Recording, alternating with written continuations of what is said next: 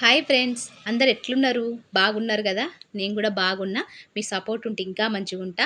నాకు support జేసేటోళ్ళు, like జేసేటోళ్ళు, comment జేసేటోళ్ళు, subscribe జేసుకునేటోళ్ళు అందరికి గూడా నేనైతే పేరు పేరున ధన్యవాదాలైతే జెప్తాన్నా. కొత్తగా ఎవరైనా నా ఛానల్ జూసిర్రనుకోండి, కొద్దిగా లైక్ జేసి సబ్స్క్రైబ్ జేసుకుంటారని నేనైతే అనుకుంటానా.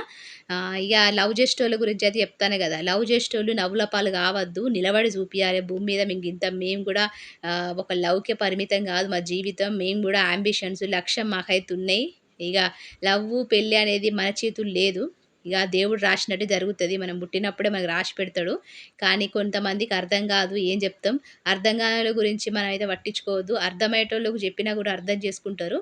కాబట్టి ఈ లవ్ గురించి జెప్తానా? అంటే లవ్ మ్యారేజ్ చేసుకున్నోళ్ళ కష్టాలు, లవ్ మ్యారేజ్ చేసుకున్నోళ్ళు ఉట్టిగనే లవ్ చేసుకొని నవ్వుల పాలు గావద్దనైతే నేను జెప్తానా? ఇగ అంతేగాకుండా నా స్టోరీ గూడా జెప్తానా?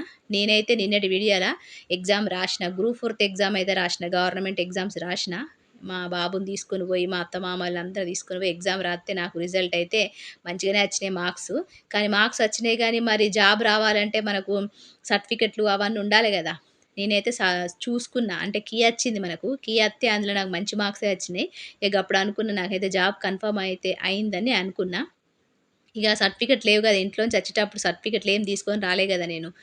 అందుకని ఒక సర్టిఫికేట్ మాత్రం తీసుకొచ్చిన.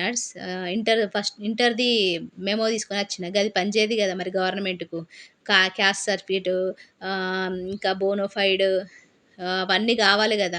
అయితే ఆ సర్టిఫికేట్‌ల కోసము 10థ్ మెమో, 10థ్ బోనోఫైడ్ అవన్నీ ఉండాలే గదా! అయితే వాటి కోసం అని చెప్పి ఇగ నాకు కీ వచ్చింది. నేను జూసుకున్న మంచి మార్క్స్ వచ్చినాయి. జాబ్ కన్ఫర్మ్ అనేది అర్థమైంది.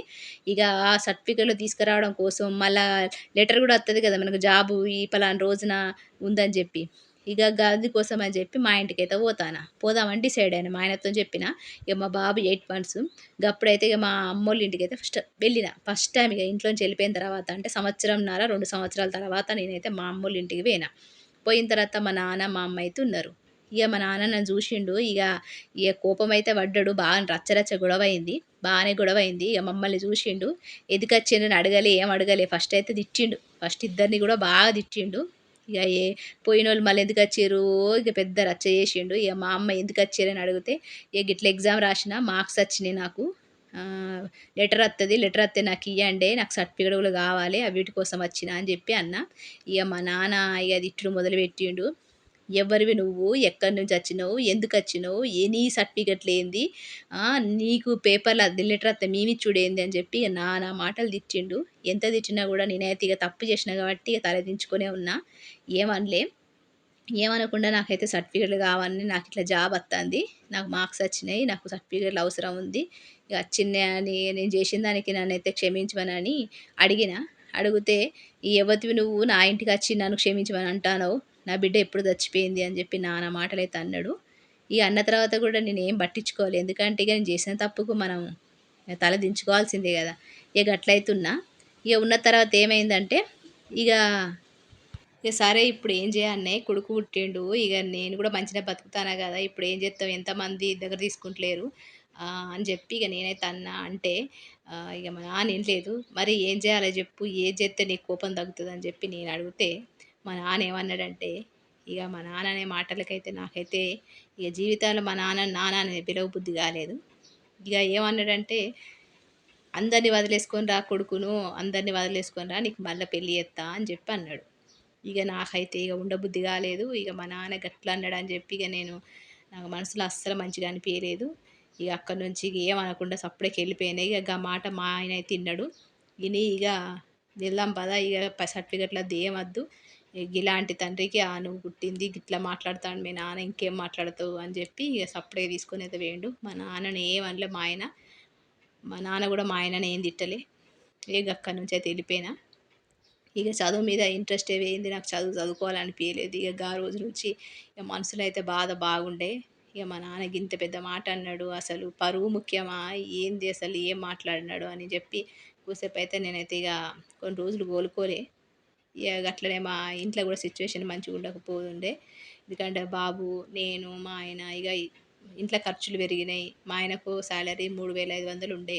2,800 రెంట్ ఉండే. మిగతా 7,800 ఉంటే గవిటితోనే మేమైతే ఇగ రేషను అవన్నీ అయితే తీసుకునేటోళ్ళం. ఇగ బాగా కష్టమైంది ముగ్గురిని సాదుకోవడం. అయినా మా ఆయనైతే ఎప్పుడు మాకు తిండికి తక్కువేం చేయలేదు. పిల్లగానికి నాకు మంచిగానే అన్నీ ఏదంటే అది కొనిచ్చేటోడు, ఏదంటే అది తినిపిచ్చేటోడు, బట్టలకు వాటికి వీటికి ఖర్చులవుతూనే ఉండేది. ఇక ఒక్కొక్క పైస జమ చేసుకున్న పైసలు చిల్లర మా ఆయన జాబ్ చేసిన డ్యూటీ నుంచి వచ్చిన తర్వాత అప్పుడప్పుడు 2, 3 రూపాయలు చిల్లర మిగిలేటివి కదా! గవ్విగా డబ్బాలేసేదాన్ని గల్లగుర్రు లెక్క. గా పైసలతోని గూడా మేము 500 జమ చేసుకొని కిలా, 2 కిలోలు, 3 కిలోలు అట్లా తెచ్చుకొని తిన్న రోజులు గూడా ఉన్నాయి. అంటే ఎవరికైనా కష్టం ముందున్న తర్వాతనే సుఖం వత్తది గదా! ఎందుకంటే కష్టం విలువ తెలిసిన రోజే పైస విలువైన, కష్టం విలువ తెలిసిన రోజే మనకు జీవితం విలువ తెలుత్తది గదా! ఇది ఒక్క పైసా మాకైతే ఎవ్వరిచ్చింది లేదు. మేము ఎవ్వరిని చేయి జాపి అడిగింది లేదు. మా పనేదో మేము చూసుకున్నాం. ఇక గట్లనే రోజులైతే గడిచిపోయినాయి. ఇక గట్లా మా బాబు చిన్నగున్నప్పుడే ముక్కుకు దెబ్బ తగిలిందని చెప్పినా గదా! గట్లనే ముక్కుకు దెబ్బ తగిలింది. అంటే తల్లిదండ్రులను మోసం చేస్తే తల్లిదండ్రుల ఏడుపు తగులుతది గదా మనకు. ఒకటి కాకపోతే ఒకటైతేనే ఉండే నాకు నా జీవితంల. గట్లా ముక్కుకు దెబ్బ తగిలింది. అట్లా కొన్ని రోజులు బాధపడ్డా. కొన్ని రోజులు బాధపడ్డా. ముక్కు నొప్పి, నోసంతా లాగడం, వర్షాకాలం వస్తే ప్రాబ్లమ్ రావడం. బాగా ఇబ్బంది పడ్డా నోస్‌కు. ఇక అది అయిపోయిందో లేదో మళ్ళా కొన్ని రోజుల తర్వాత చెయ్యి కాలింది. అది మీకు చెప్పిందే గదా! చెయ్యి కాలింది వంట చేత్తా అంటే మా పెద్ద బాబుకు బజ్జీలు కావాలంటే చెయ్యి మీద మొత్తం మసలి ఆయిల్ పడితే చెయ్యి మొత్తం స్కిన్ అంతా ఊడిపోయింది. కుడి చేతి మీద మీకు కనబడుతది అనుకుంటా వీడియోలా. ఇక గట్లా ఒకటి కాకపోతే ఒకటి, ఒకటి కాకపోతే ఒకటి కష్టాలు వత్తనే ఉన్నాయి. ఎందుకంటే ఇక తల్లిదండ్రులను మోసం చేస్తే తల్లిదండ్రుల ఏడుపేది తగులుతది కదా మనకు. ఎంత ఎదిగినా కూడా తల్లిదండ్రులు దువా ఉండాలి గానీ బద్వా ఉండద్దు గదా! గట్లయితే జరిగింది. గట్ల ఎన్నో జరిగినా గూడా నేనైతే ఏం బాధపడలే. కానీ ఈ రోజు వరకు గూడా నాకు మంచి వాళ్ళ దగ్గర తీసుకున్నది లేదు. వాళ్ళు నాతో మాట్లాడింది లేదు. ఇగ వాళ్ళు మాట్లాడరు గూడా అనుకున్నా. ఎందుకంటే రోజే మాట్లాడిండు గదా మా నాన్న. బిడ్డ చచ్చిపోయింది. నువ్వెవరు? మళ్ళత్తే పెళ్లి చేత్తా. గలాంటి మాటలు మాట్లాడిన తర్వాత నుంచి ఇగ నాకైతే మా నాన్ననైతే ఎప్పుడు చూడలేదు. ఇగ మా నాన్నతో ఉండబుద్ధి కాలే నాకు మాటలు గురించి అంటే అవి ఆలోచిస్తాంటే నాకే మంచిగా అనిపియట్లేదు. గట్లయితే జరిగిపోయింది నా జీవితం. ఇగ బాబు పుట్టిన తర్వాత బాబుకి బాగా కష్టాలు పడ్డాడు. వాడు గూడా వానికి దెబ్బలు అవి గూడా బాగుండే. ఏటి సంపాదించుడు తక్కువ, ఖర్చులెక్కువైపోయేది జీవితాల. ఇప్పుడైతే నేను పిల్లలు సాయంత్రం 4 అయితుందని చెప్పి నేనైతే టీ తాగిన మీరు చూసిర్రు గదా! 4 అయిందంటే ఖచ్చితంగా చాయ్ తాగుతా. వేడి వేడిగా మంచిగా స్ట్రాంగ్‌గా.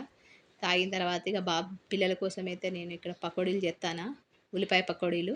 ఉల్లిపాయలు కొద్దిగా సన్నగానే కట్ చేసుకున్నట్టు కొంచెం పెద్దగానే ఉండాలే. కొంచెం లావుండొద్దు, సన్నగుండొద్దు. కొంచెం మీడియం కడిగేసుకొని అందులో శనగపిండి, జీలకర్ర, ఓమ, బియ్యపిండి, కారం, ఉప్పు, పసుపు, మీకిష్టం ఉంటే జీలకర్ర పౌడరు అన్నీ పోసుకోవాలి. కొద్ది కొద్ది వాటర్ చిలకరిస్తూ మనమైతే పిండిని గట్టిగా కలుపుకోవాలి. పలచగుండద్దు. పలచగుంటే ఆయిల్ పీల్చుకుంటది దాంతో పాటు క్రిస్పీగా రావు. గిట్ల కొంచెం బియ్యపిండి, కొంచెం శనగపిండి ఏసుకొని కొద్ది కొద్దిగా వాటర్ అనేది చిలకరించుకుంటా మంచిగా పిండినైతే గట్టిగా కలుపుకోవాలి. కలుపుకొని మనం మంచిగా వేడి వేడిగా ఉన్న ఆయిల్‌లో ఏసేసుకుంటే పకోడీలు అయితే క్రిస్పీగుంటాయి, టేస్టీగుంటాయి. ఇది అందరికి తెలిసిందే.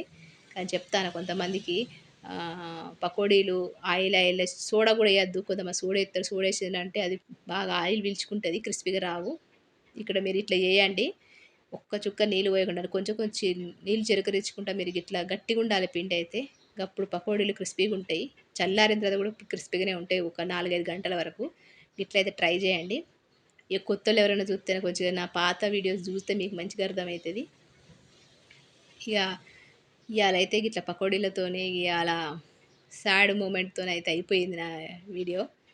ఇక మరి మళ్ళీ చదువుకున్నానా, మళ్ళీ చదివిన్నా లేదా, మరి జాబ్ చేత్తాన్నా, మా ఆయన సెటిల్ ఎట్లయిండు, మేము సెటిల్ ఎట్లయినాం, ఆహ్, మా ఆయన ఏ పొజిషన్‌లో ఉండే, మళ్ళీ ఏ పొజిషన్‌లోకి వచ్చినాం, ఎట్లా సక్సెస్ వచ్చింది అనేది కూడా అన్నీ మీకు వీడియోలో అయితే వివరిస్తా. నా వీడియోస్ అయితే చూసుకుంటూ ఉండండి. కొద్దిగా సపోర్ట్ చేస్తారని అనుకుంటానా. మీరు సపోర్ట్ చేస్తేనే కదా నేను ముందుకు పోతా. ఎందుకంటే లవ్ చేసేటోళ్ళకి ఎవరు సపోర్ట్ చేయరు. మనం గిట్ల చేసినామని కూడా ప్రజలకు చెప్పలేము. గిట్ల చెప్తేనే బాగా మాటలంటారు. కానీ ఇక నా బాధ చెప్పుకుంటాను అంతే. దీన్ని నెగెటివ్‌గా కొంతమంది పెట్టినా కూడా నేనైతే బాధపడా. ఎందుకంటే ఏదైనా అనుభవిస్తేనే తెలుస్తది. మోసేటోనికే తెలుస్తది కదా కావడి బరువు. ఇక నేను అనుభవిస్తున్నా కాబట్టి ఆ బాధ నాకు తెలుసు. ఇక లవ్ చేసి పెళ్లి చేసుకుంటా అనుకునే ఇప్పటి జనరేషన్‌లోళ్ళకైతే నేను చెప్పేదేందంటే ఏదైనా ముందు చూపు ఆలోచించి అడిగేయండి. ముందే కష్టాలు పడాలంటే ప్రిపేర్ కావాలి మరి లవ్ చేసేటోళ్ళు. గిట్ల కష్టాలకు మేము ప్రిపేర్‌గా ఉన్నాం అనుకుంటే మీరు ముందు అడిగేయచ్చు. అమ్మో! మా వల్ల కాదు తల్లిదండ్రులు దూరం అయితారు కష్టాలు మా వల్ల కాదనుకుంటే వెనక అడుగేసుకొని అమ్మని చూసిన అబ్బాయిని, అమ్మాయిని చూసుకొని ఆనందంగా ఉన్నదే బెటరు. కాబట్టి కష్టాలొచ్చినప్పుడు ఎవరు లేకపోతే ఆ బాధ ఎవరికీ చెప్పుకోలేము. ఇగ చూస్తారు గదా! పకోడీలయితే మంచిగా క్రిస్పీగా వచ్చినాయి. ఇగ కొద్దిగా కరివేపాకును, పచ్చిమిర్చి అయితే నేను నూనెలో ఏయించుకుంటాను. ఈ వీడియో గాని మీకు నచ్చిందనుకోండి, కొద్దిగా లైక్ చేసి సపోర్ట్ చేస్తారనుకుంటాను. కొత్తగా చూసేటోళ్ళు సబ్స్క్రైబ్ చేసుకొని నాకు సపోర్ట్ చేస్తారని అనుకుంటాను. ఇంకొక మంచి రెసిపీతో, మంచి వీడియోతో, మంచి టాపిక్‌తో మిమ్మల్నయితే కలుస్తా. ఉంటా మరి. నమస్తే.